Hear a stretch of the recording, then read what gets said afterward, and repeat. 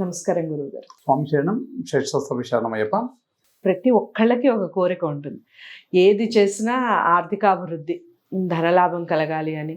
ముఖ్యంగా చిన్న చిన్న చిరు వ్యాపారాలు చేస్తూ ఉంటారు. ఎంతసేపటికి ఏం చేసినా మాకు ఈ ఆర్థికంగా స్థిరత్వం రావట్లేదు అనే ఫీల్ ఉంటుంది.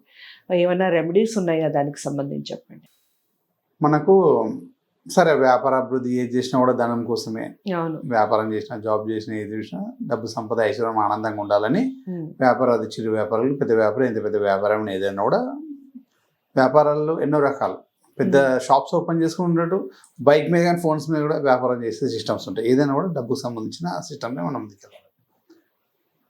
అయితే దీనికి మనం ఎన్నో రెమెడీస్ చేస్తూనే వస్తుంటాము. వ్యాపార అభివృద్ధి కోసము ఇంట్లో మనం ఎన్నో పూజలు చేస్తుంటాం, అది కూడా చేస్తుంటాం. ఇంట్లో కూడా ఏదో ఒకటి రక్ష కట్టుకోవడము, తర్వాత వ్యాపారాది యంత్రం తంత్రం ఏదైనా చేస్తూనే ఉంటాం. అయితే మనం దేవారాధన పరంగా కూడా మనం వ్యాపార అభివృద్ధిని కూడా చేయొచ్చు.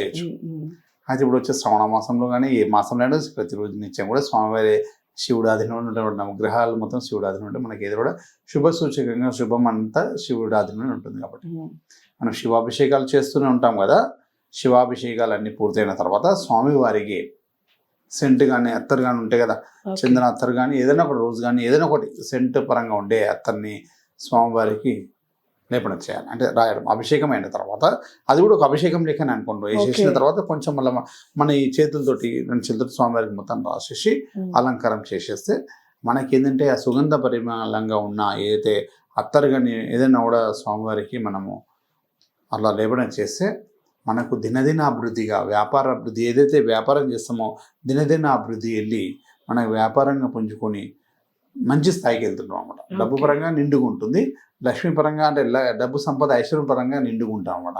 అది రాయడం వల్ల మనం ఏదైతే వ్యాపారం చేస్తున్నాం దినదిన అభివృద్ధి జరుగుతుంది. కొంతమంది బీరువాల్లో కూడా పెట్టుకుంటూ ఉంటారు కదండి, అత్తరు పూసి దానికి డబ్బులకి అలా చేసుకోవాలి.